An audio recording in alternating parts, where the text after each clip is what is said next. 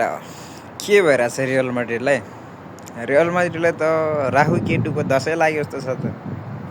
यो हप्ता त लास्टै नराम्रो भयो केटाहरू।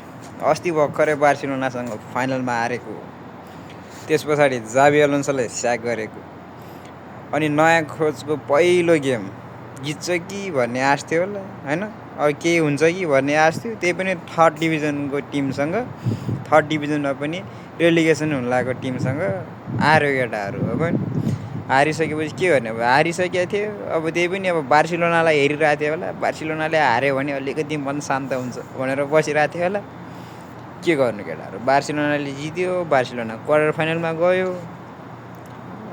के गर्ने केटा हो, रियल माड्रिडको फ्यानहरूको मुटु त नमजाले पोलिरह होला। केही छैन केटाहरू, तिमीहरूको पनि दिन होस्। अब रियल माड्रिडको पनि केही राम्रो दिन होला। ठिकै छ, मनलाई अलिकति शान्त बनाऊ। मेरो भिडियोलाई लाइक र सब्सक्राइब गर्न चाहिँ नबिर्सियो ल। अर्को भिडियोमा भेटौँला केटाहरू।